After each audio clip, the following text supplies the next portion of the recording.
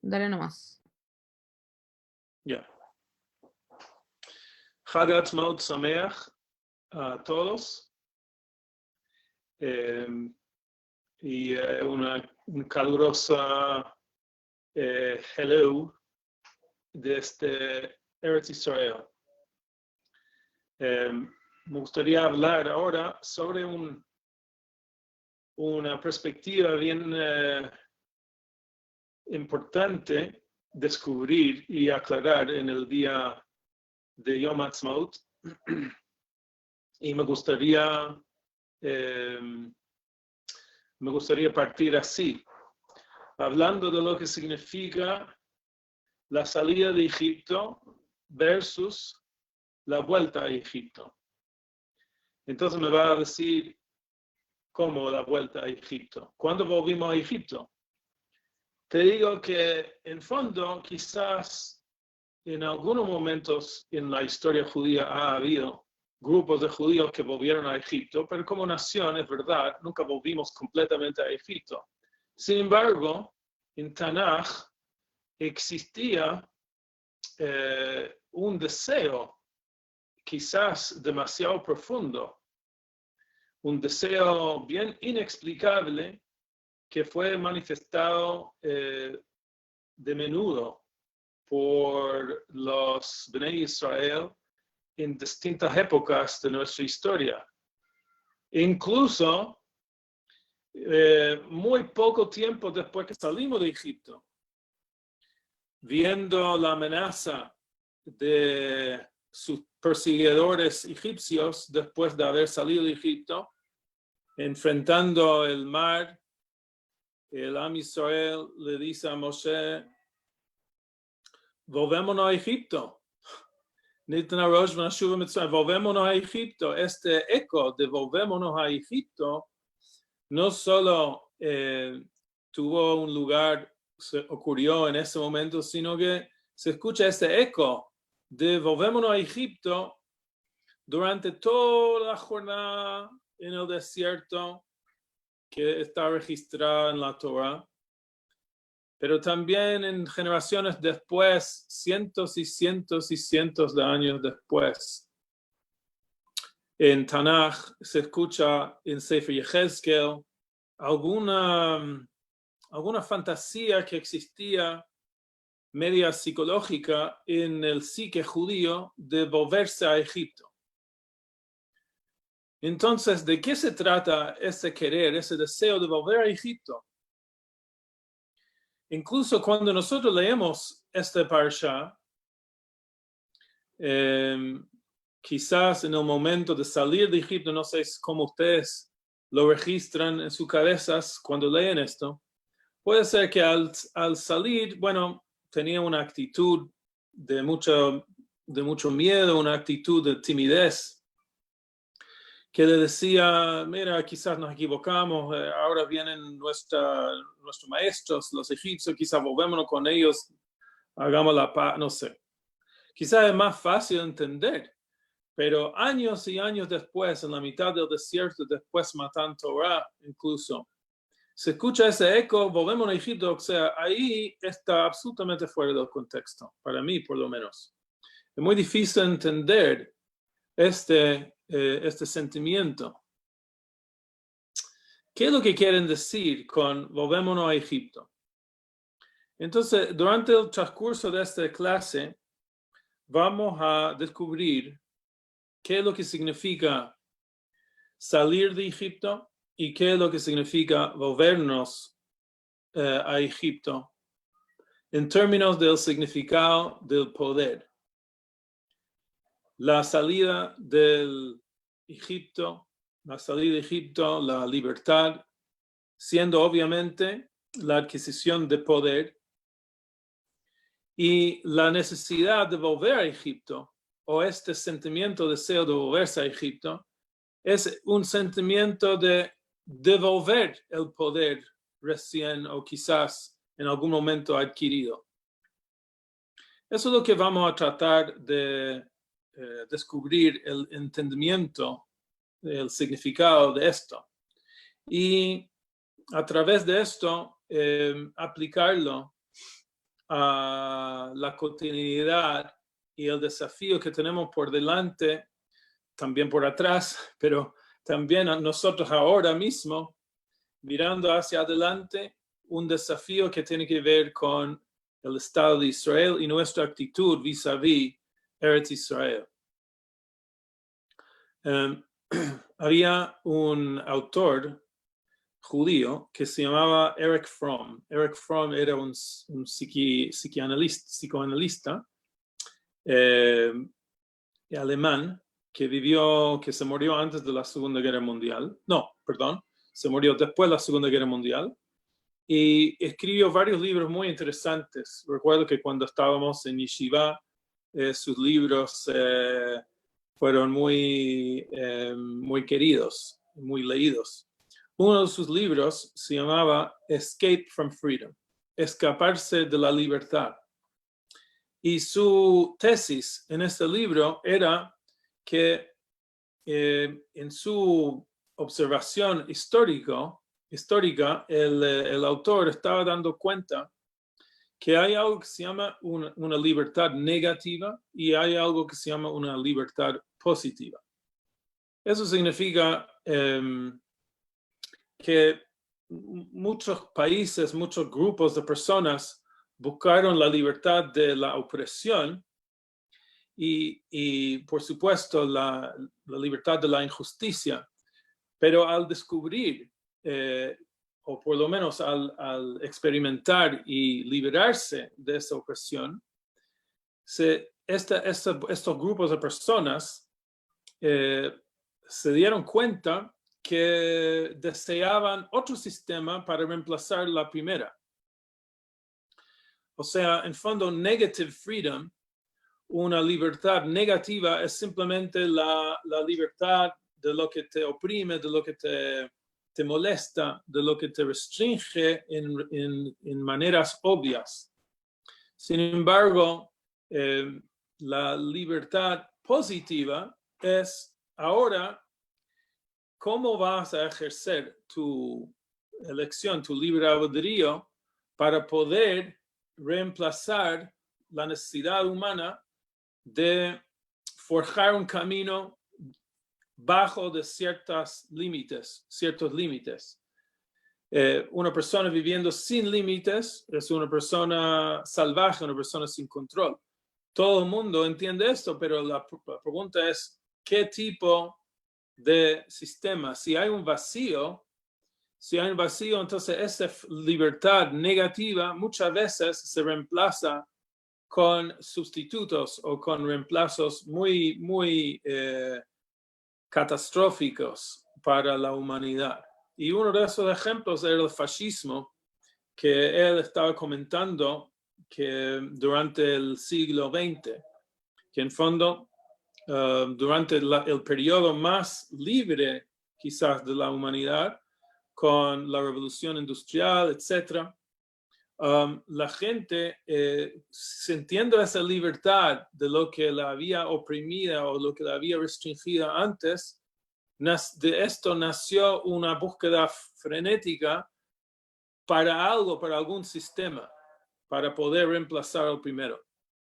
Y de ahí nació todos los malos caracteres, todos los malos personajes que nosotros conocemos en el siglo pasado. En fondo, para nosotros, esto quizás no es nada nuevo. Es algo que nosotros hablamos constantemente cuando hablamos de la salida de Egipto y decimos la libertad de qué y la libertad para qué. El para qué es lo que él está diciendo en su libro, que la libertad en sí es ambiguo en sí, si está bien para el ser humano, si no se pone un ojo un poco más sofisticado, entonces se queda con una libertad que no tiene para qué. Y las personas buscan llenar ese vacío con lo que es popular en el mundo, que muchas veces no es lo mejor. El Maharal dice algo interesante, que nosotros ahora en los días de la Sfirá, contando el Omer, nosotros también podemos preguntarnos Una pregunta interesante. Se supone, según el Rambam y otros, Maimónides y otros comentarios, que estamos contando los días desde la salida de Egipto hasta Matan Torah. Que esto es la libertad de qué y para qué, justamente en el mismo paquete. Estamos ligando el desde qué, estamos ligando la libertad de la opresión, junto con el para qué. El para qué es Matan Torah, la entrega de la Torah, que nos da una dirección y nos da la capacidad de poder elegir y sentir la libertad de verdad en la manera más libre posible dentro de un sistema. Esto uno puede decir sobre lo que es Torah. El Maharal simplemente acentúa ese punto porque dice, en fondo, ¿por qué no contamos los días de la Sfirá? Si estamos en verdad ligando la salida de Egipto con la entrega de la Torah, entonces ¿por qué no partamos la Sfirá desde el primer día de Pesach? En ese entonces, cuando salimos de Egipto, el Tetvav, el 15 de Nisan, no salimos al día siguiente. Entonces, ¿por qué no contamos desde el primer día de la salida y conectarlo justamente con la entrega de la Torah, que es 50 días después? Entonces, él dice, porque dice algo interesante, dice que en el momento de la libertad de qué, no es el momento para aceptar el para qué. Uno primero tiene que liberarse de lo que es el efecto de ser oprimido para poder elegir lo que viene. Y esto es, en fondo, la diferencia entre salir de Egipto y volverse a Egipto. El desafío de salir de Egipto es el salir es la adquisición de poder y se supone que al adquirir poder, una persona puede emborracharse con su propio poder, ¿no? Y cuando una persona entiende, es consciente de su propio poder, puede llegar a abusar su poder. Si es que lo entiende bien, entonces entiende en verdad la grandeza de su poder, eso corrompe, como dice el dicho, que el poder corrompe y el poder absoluto corrompe absolutamente. O sea, significa que la definición que nosotros vamos a tener que buscar es cómo se ve este abuso de poder por este lado, por el desafío de salir de Egipto. El salir de Egipto va a presentarnos con un desafío de cómo manejamos el poder. Cómo manejamos el poder para no llegar a abusarlo.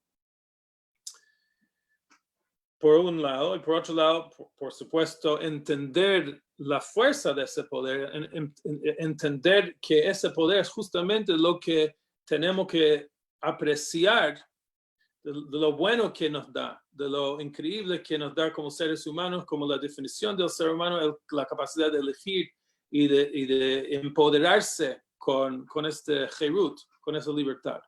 Por otro lado. Ahora, el desafío de no volverse a Egipto es de no buscar cómo devolver este poder a Egipto, digamos. O sea, eso de devolver el poder significa, para poder expresarlo bien, miramos a la situación de el ejemplo que mencionamos antes, cuando los primeros Bnei Israel dicen, volvémonos a Egipto. ¿Qué querían decir? Querían decir, la verdad es que estamos ahora entrando en un mundo de incertidumbre. El peso del poder que recibimos al salir de Egipto es demasiado pesado. No queremos tener que decidir nuestro destino. No tenemos que asumir la responsabilidad por nuestra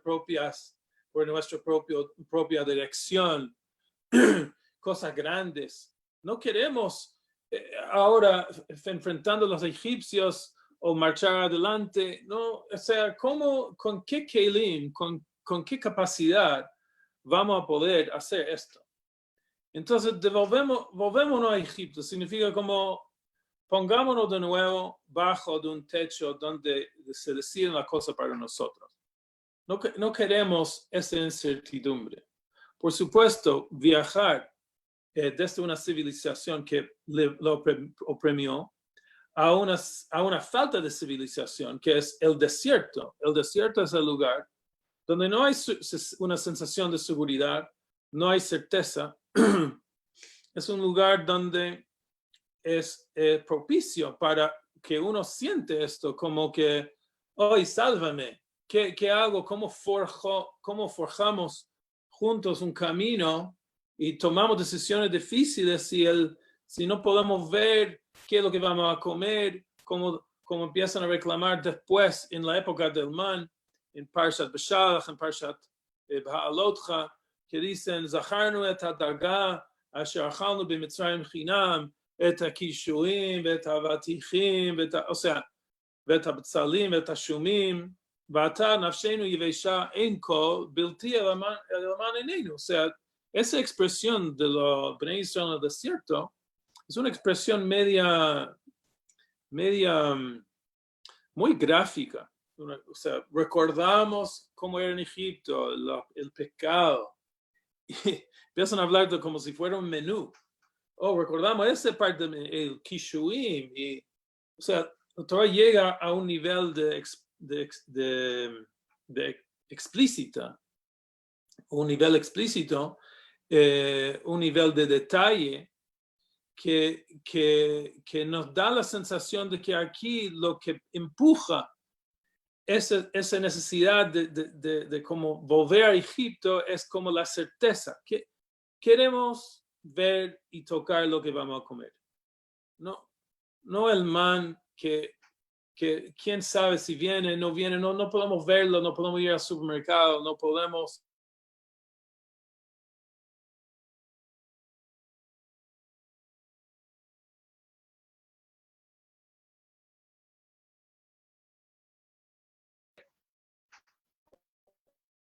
Entonces cambiamos esto por la opción que recibimos, pero obviamente si tú estarías entrando en una entrevista con esa persona, quizás podrías como razonar con él diciendo, pero el otro es lo que, ¿prefieres el otro?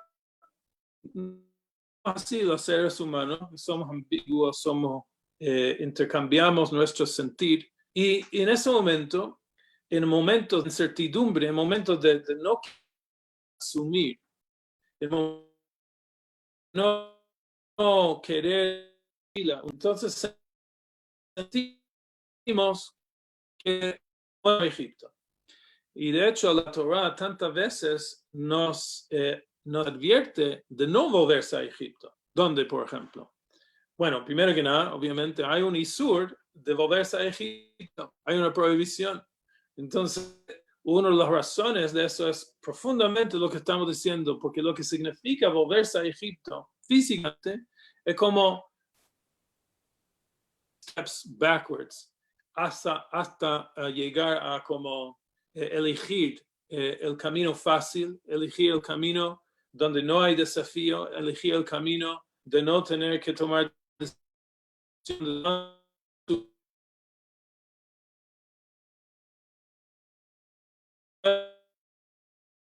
Bien interesante, nosotros conocemos el caso del serviente, del esclavo, que dice, quiero quedarme como esclavo. Entonces la Torah dice, incluso ahí en un caso doméstico, de una persona que vive, puede ser en buenas condiciones bajo del alero del otro judío incluso, pero como esclavo, como Eved. Entonces la Torah dice, tiene que perforar su oreja, porque eso no es la manera que un judío tiene que vivir. Eso no es la manera. Perforar la oreja que dice, Anochi Hashem Elokecha, Asher Hotzeiticha me'eretz Mitzrayim. yo soy el Dios que te ha sacado de Egipto. O sea, el primer mandamiento, el primer mensaje que recibimos al recibir la Torah, el Matan Torah, que tanto esperamos el para qué desde que salimos de Egipto, la primera frase es, yo soy Hashem, dice Hashem, que te he sacado de Egipto. Y Rashi dice ahí explícitamente, valía la pena de haber sacado de Egipto para que pueda estar en esa situación recibiendo una Torah. El para qué, el asumir el poder que ha adquirido en este momento desde Egipto, es ahora lo que se puede solidificar con Matan Torah. Y por lo tanto, la Torah también dice en la introducción, antes de que Hashem dio la Torah, dice, eso es lo que va a pasar. Ustedes van a ser un Mamlechet Kohanim, un reinado de sacerdotes. Sacerdotes son líderes. Un sacerdote no puede llegar al puesto y flaquear y decir, bueno, no sé qué hacer, bueno, prefiero no asumir, prefiero que otros hagan el servicio, o sea, prefiero no ser tan responsable para todas las hataim, para todas las cosas que yo soy, que yo sea yo como el representante, no. No, Mamlechet Kohanim es un reinado de líderes. Líderes significa personas que entienden que tienen poder y no quieren escaparse de ese poder. Sin embargo, ahora con la entrega de la Torah, de Goy Kadosh, y una nación santa, Kedushá, interesantemente, viene. No voy a explicarlo todo ahora, no voy a explicar nada ahora, pero en fondo la palabra Kedushá esencialmente es el esfuerzo de elevar todo de lo que es nuestra realidad. Y elevación de todo es en fondo la moderación. Es la moderación, significa que entiendo todo lo que puedo compartir y todo lo que puedo tener, pero la moderación es la Kedushá en el sentido que yo canalizo, yo pongo destino a todas las cosas que ocupo, de todo lo que está disponible para un propósito. Esto se llama Kedushá. Entonces, esto es el peso, el contrapeso de ese gran poder. Mamlechet Kohanim, tremendo poder. Goy Kadosh. Significa que la moderación.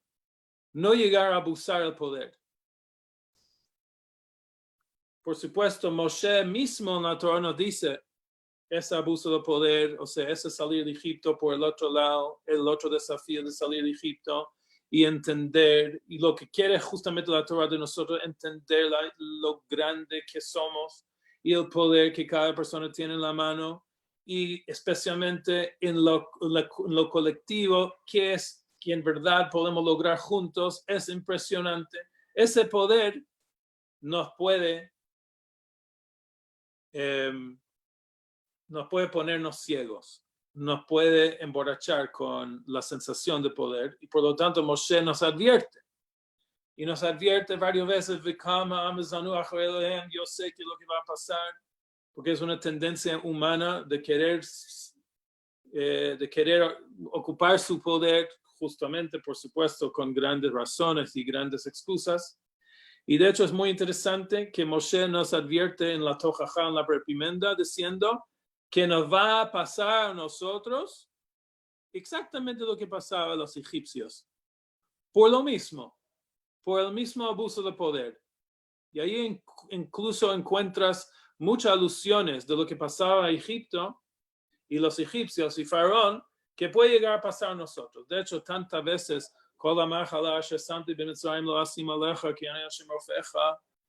que tantas veces que hemos dicho este pasuk que durante esta época de la coronavirus, es una alusión de lo mismo. También nos puede pasar lo mismo si abusamos del poder. Entonces, ¿qué es lo que pasa a los que abusan del poder y explotan los demás? Entonces llega a tener como cosas semejantes a las plagas de Egipto. Y estas plagas están mencionadas en distintas formas en la Tochacha, en la reprimenda de Moshe. Entonces, ¿qué es lo que tenemos? Para concluir la primera parte, tenemos por un lado el desafío de salir de Egipto. El desafío de salir de Egipto es asumir el gran poder que Hashem quiere que asumamos, sabiendo que ese poder tiene que ser canalizado desde el desde qué hasta el para qué. Y el para qué es el Goy Kadosh. El para qué es el entendimiento que la moderación y la Kedusha es lo que nos hace personas de Mamlechet Kohanim, pero moderadas. Personas moderadas significa personas que conocen bien que son Kohanim, pero son capaces de canalizar sus esfuerzos y aprovechar el poder que tienen, no para explotar el otro, no para pisar sobre el otro, sino que de aprovecharlo para Goy Kadosh, para hacer cosas hacia la Kedusha, hacia la santidad de las cosas. Por otro lado, tenemos el desafío de no volverse a Egipto, de no llegar a decir, ay, bueno, too much power, como ya, no quiero esto, o sea, demasiado, me gustaría como esconderme abajo de algún techito por ahí, que otra persona decide por mí.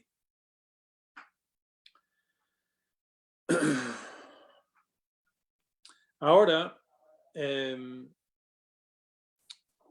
gustaría decir, como la segunda parte, que la filosofía de la Torah en general es la siguiente, que la naturaleza humana es de negar su propia naturaleza humana. O sea, la naturaleza humana tiene límites. Esa es la básica naturaleza humana. Somos limitados. Sin embargo, ese desafío que tenemos por explotar, por extender los límites donde no corresponde, también es la naturaleza humana. Es de negar nuestros propios límites. En nuestro mundo, nosotros con la globalización hemos creado una sensación de que nosotros podamos superar los límites más básicos, que son los límites del espacio. Yo estoy acá en Israel y ustedes están allá. Y no sé dónde. Y bueno, aparentemente estamos achicando espacios. Entonces, lo que son los límites de espacio, cada vez estamos aparentemente limitando, o sea, eliminando. Y también, sin entrar en esto, porque no hay mucho más tiempo, hay grandes movimientos en el mundo que en fondo, y tenuot, o sea, tendencias en el mundo que también quiere eliminar la sensación de tiempo, justamente el gran límite, que es obviamente más esotérico es el límite del tiempo, pero en fondo la eliminación de la sensación de tiempo es en fondo eliminar la conciencia de nuestros límites de tiempo, en fondo en esta tierra. Entonces, un buen ejemplo es esto, cómo tratamos nuestros ancianos, cómo tratamos los de la tercera edad. Los escondemos en hogares de ancianos, no lo integramos en nuestra realidad para no tener que enfrentar este recuerdo incómodo que estamos limitados en esta vida. ¿No es cierto? Y ahí, Rabosai, viene la coronavirus. Viene la coronavirus que nos recuerda que estamos todos aislados en nuestras casas. El espacio muy reducido. Puede ser que podemos hablar por Zoom y por otras cosas así. Pero los espacios de verdad que nos importan mucho están bien limitados. Y algo muy interesante es que toda esta tenuá, toda esta cosa que estamos viendo en el mundo y el colapso de todas las economías fue principalmente para poder proteger ¿a quién? A las personas más vulnerables de la sociedad, o sea, a las personas mayores. Entonces, de alguna manera, esa es mi manera de interpretar un poco de los eventos. La Hashgacha Pratit, la providencia nos está poniendo el recuerdo de nuestra humanidad, de nuestra naturaleza humana al frente de los ojos, que no podemos olvidarnos, no vamos a poder olvidarnos de los límites que tenemos en nuestro tiempo, los ancianos, los tercera edad, los vulnerables, y que Baruch Hashem, el mundo ha tenido esa reacción de querer protegerlos incluso al costo de la economía global. Eso es número 2. Pero, después de esto, no podemos volver a Egipto. O sea, asumiendo los límites del ser humano, no es una manera de olvidarnos de nuestro poder. Es justamente de poder trabajar el poder conscientemente con el para qué. El para qué de la libertad siempre nos va a recordar nuestros límites.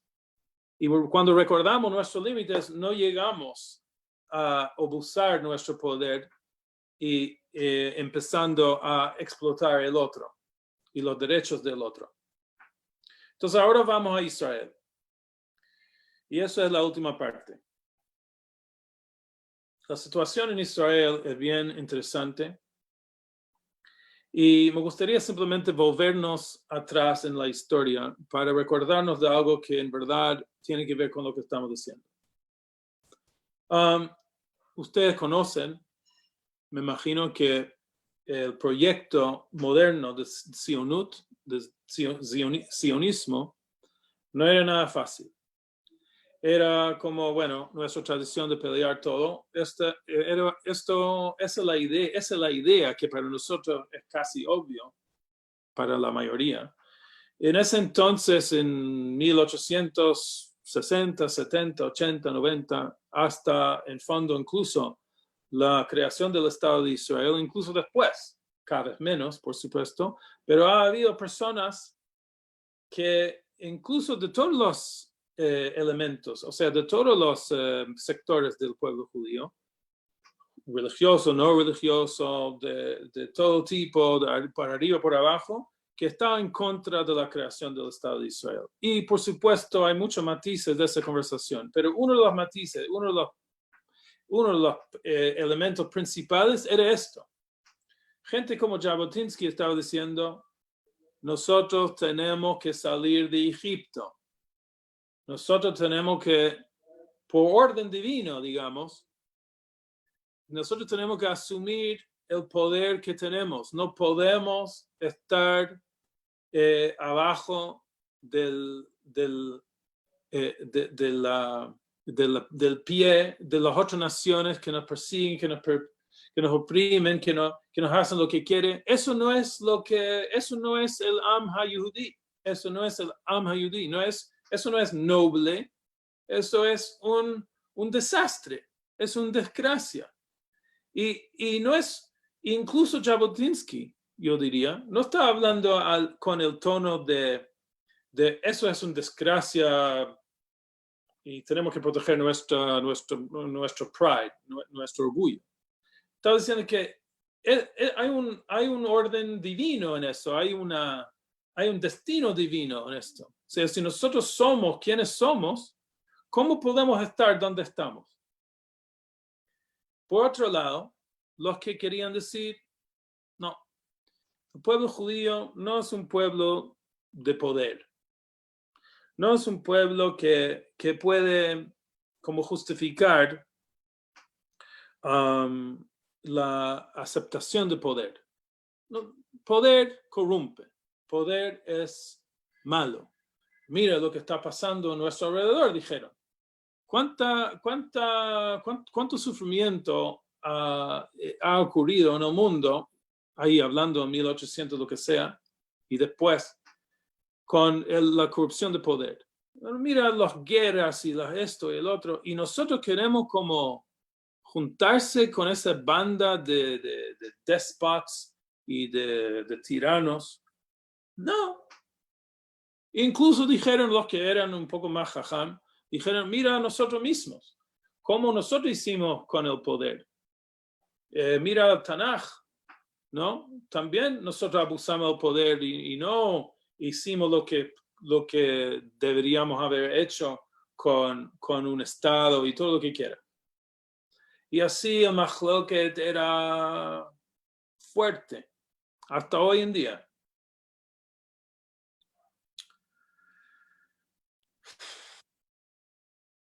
Rabotai,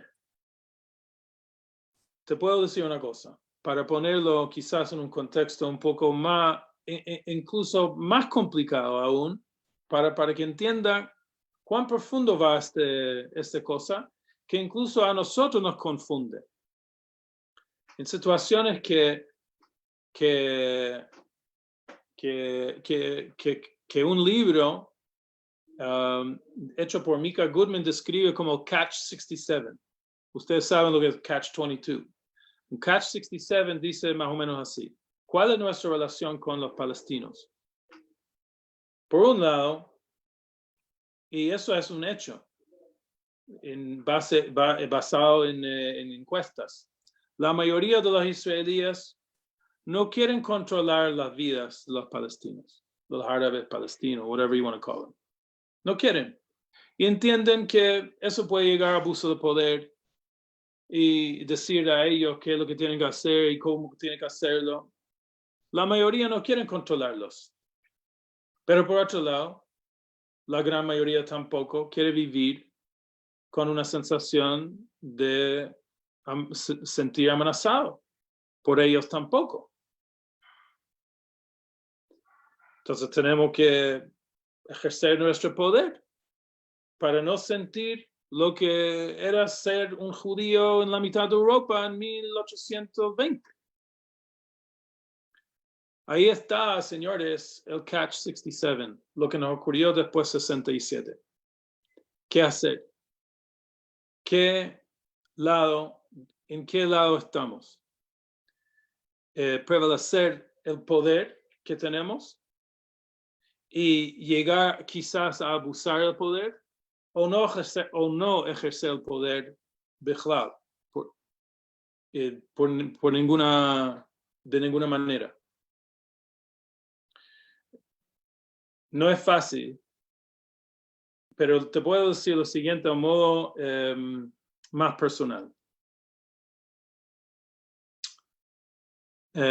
Yo les voy a hablar, a pesar de que no sé quién está mirando este broadcast, pero voy a arriesgarme y decirte lo siguiente. Yo me identifico como un judío Haredi. Eso significa que yo estudié en yeshivot Harediot. Mis papás me mandaron a yeshivot Harediot, me inspiré en yeshivot Harediot, y eso significa que la Torah y el estudio de la Torah es algo muy, muy fundamental en mi vida, y trato de enseñar esto a mis alumnos, etc. Eso para mí es lo principal para ser Haredi. Sin embargo,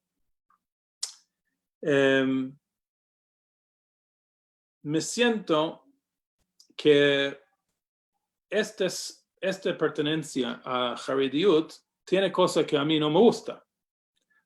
Y uno tiene que ver con la actitud vis-a-vis el Estado de Israel.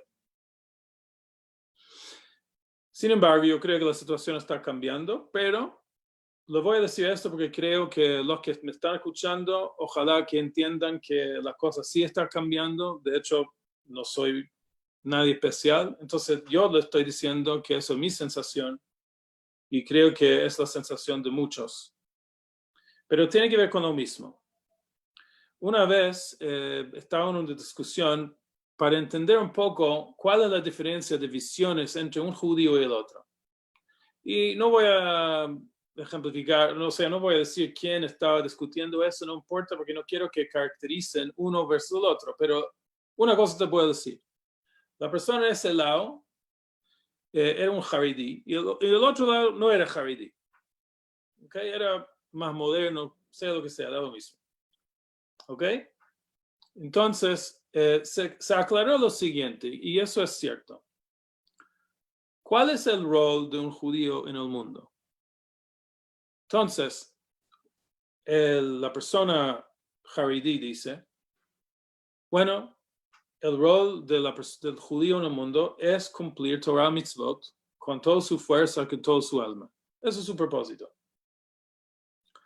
Y la persona en el otro lado, que también es una persona que cuida Torah mitzvot, dice que estoy de acuerdo, que cumplir Torah mitzvot también, o sea, no también, cumplir Torah mitzvot es central, pero hay otra cosa, que es cuando no está claro qué es exactamente lo que dice la Torah al respecto, y especialmente hoy que vivimos con mucha incertidumbre, existe otra idea que es parte de la Torah, dicen ellos, que es move the world and the people forward, que es cómo podemos ayudar, cómo podemos arreglar el macro del mundo, cómo podemos hacer algo para que el Am Israel tome un paso hacia adelante en su historia, en su destino, y cómo ayudar al mundo a través de esto.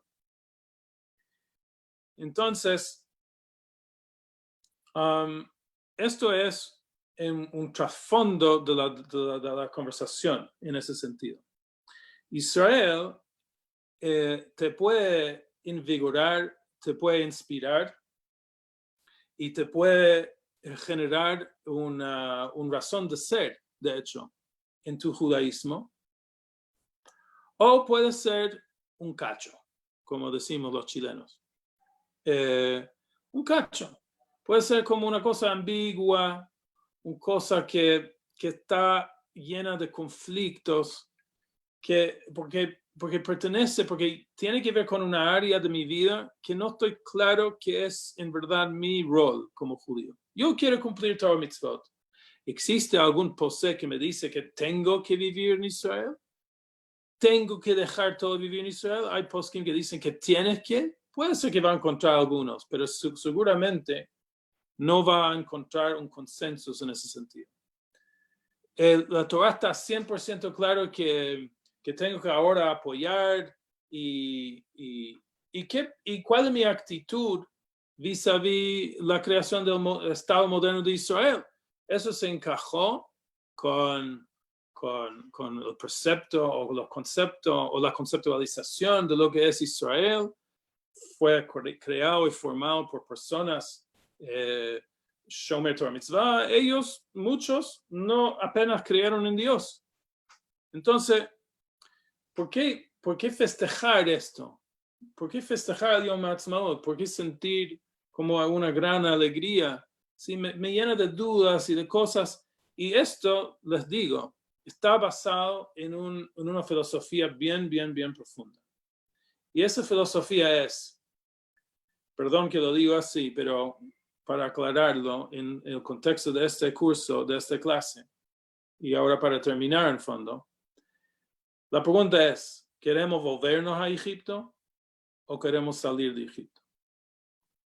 Si hemos salido de Egipto, esto para mí es sinónimo con estar en momentos de incertidumbre, donde incluso en la profundidad del corazón de cada judío está claro que Eretz Israel, sin duda, es el epicentro de la existencia judía. Y está claro que Eretz Israel tiene que ser el lugar donde los judíos vuelven. Y está claro que Eretz Israel es una expresión de Yahadut impresionantemente diferente que es vivir afuera de Israel. Y está claro que la tierra de Israel es un lugar donde cuando los judíos están adentro se genera un Kiddush Hashem impresionante, poniéndolo en un contexto más religioso, digamos, con términos más religiosos. Un Kiddush Hashem, una santificación de Hashem. ¿Quién puede negar el hecho de que aquí estamos hablando de un Am Israel intacto con su nombre y afiliación, que cumplieron esto, que llegaron de vuelta después tantos siglos, milenia, y que no, o sea, no tengo que repetir todo el sueño y toda la realización de ese sueño. Pero no es un sueño personal, es un sueño predicho, es un sueño que estamos aquí viviendo. Entonces, un Kiddush Hashem enorme, Kiddush Hashem con mayúscula, o sea, no Kiddush Hashem chiquitito, un Kiddush Hashem que dice que Dios habla con el mundo. El Dios comunica a través de sus Nevi'im, de sus profetas, lo que va a pasar. Que Hashem ha elegido un pueblo y que tiene un destino, y ese destino se ve que se está cumpliendo, y etcétera, etcétera, etcétera. Ese Kiddush Hashem no es tremendo, no es razón de celebrar, sea quien sea que eres tú, si eres muy religioso, o poco, o menos, o igual de religioso, pero con otro sentido. ¿Queremos volvernos a Egipto? ¿Queremos decir, no me confundí, como dicen los chilenos? No me confundes con eso, con el otro, o sea, es súper complicado, muy complicado, no quiero tener que tomar una decisión. Si en verdad vivimos en Eretz Israel y vamos a celebrar Eretz Israel, entonces vamos a tener que asumir responsabilidad por lo que significa tener un país, por Dios, un país que dice todo el día judío, judío, judío, judío, judío, judío. Ese es el país de los judíos. Entonces, si aceptas esto y se reconcilia con esto, entonces eso significa que ¿qué voy a hacer? ¿Qué puedo hacer? ¿Cómo me involucro? Me voy, tengo que cambiarme de país, tengo que ir a Israel. O sea, entonces una persona tiene la tendencia de decir, volvémonos a Egipto.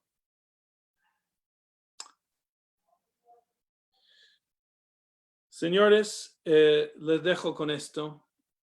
La decisión está en las manos nuestras